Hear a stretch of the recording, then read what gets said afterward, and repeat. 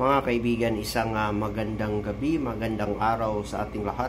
Especially to all my organic followers and different races and different cultures and belief in their lives, no, mga kaibigan.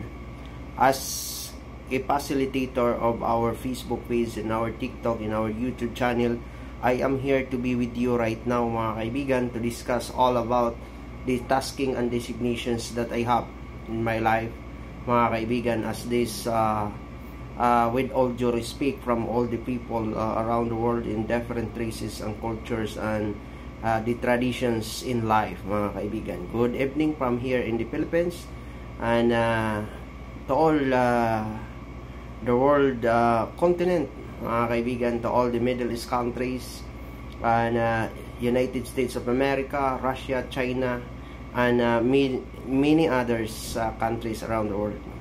Good evening from here in the Philippines, mga kaibigan. I am here to discuss all about my tasking and designations that I have.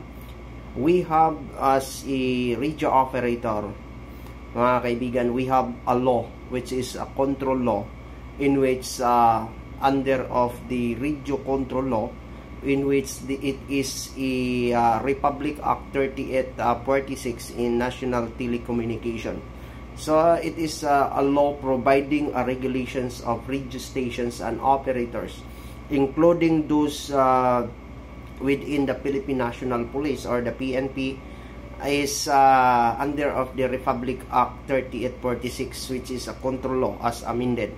So it is the law in which known as a radio law of 1931, provides the framework and the licensing of radio broadcasting stations and regulating the use of radio equipment here in the Philippines.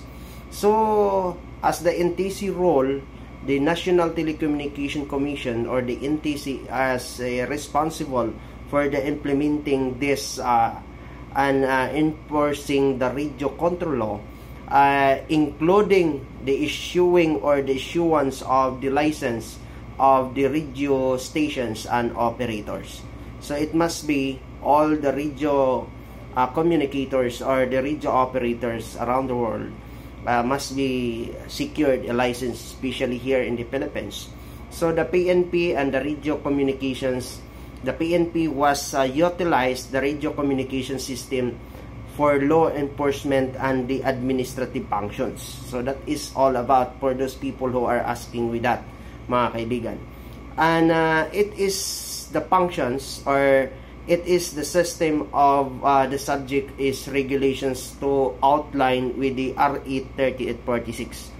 So in the radio operator, in licensing individuals operating radio stations, including those within the PNP, are required to have a valid license issued by the NTC.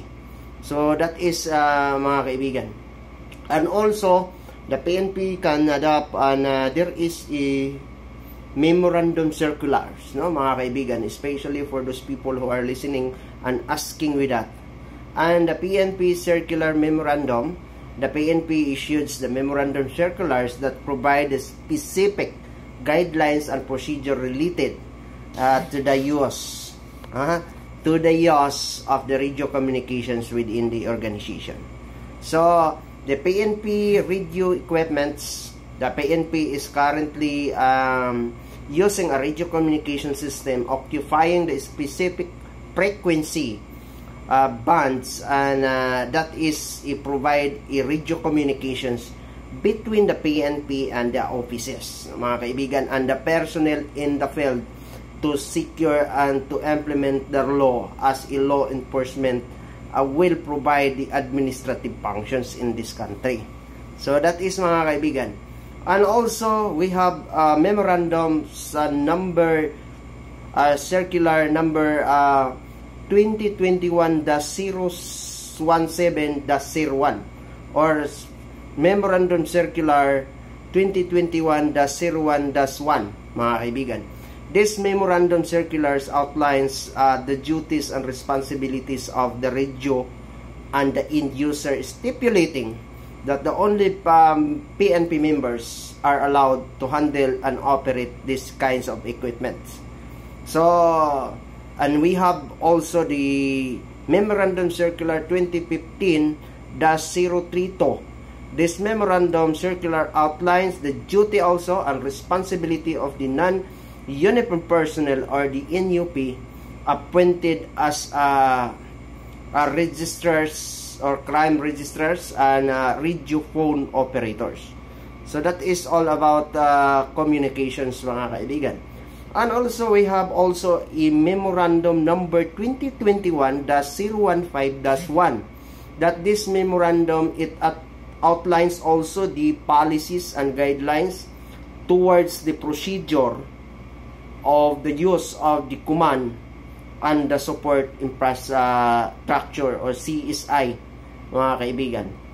And also we have EMC, Memorandum Circular number 2021-014-1. This Memorandum Circular outlines the operational guidelines to the use of CSI.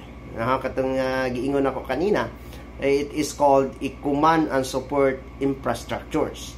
And we have also a MC or Memorandum Circular 2021-016-1. It is called about the Memorandum Circular outlines the guidelines for the nationwide deployment of the digital radio mobile system. So that's all about, mga kaibigan. So it's so hard, it's very crucial that the work and very stressful as a radio communicators, as a radio operator, mga kaibigan. It's very crucial in nature and very stressful in the work of as a designation and tasking that we have. It is because you receive calls, you dispatch calls, and you man the all deployed personnels in the field. It should be you have the abrupt, critical in thinking to receiving the calls from the community, the concerned citizens, and also the emergency response, mga kaibigan. So it is all about the guidelines. It is all about the communication support.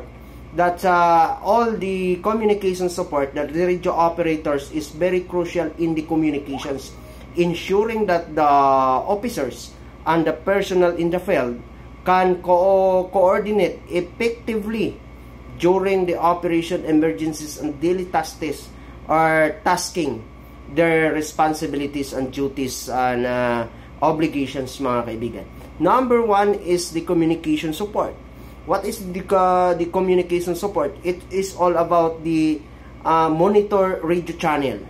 It is all about to ensuring the equipments or ensuring the communication equipment in functional properly and monitor the designate radio frequency to the incoming calls, incoming messages, and incoming instructions.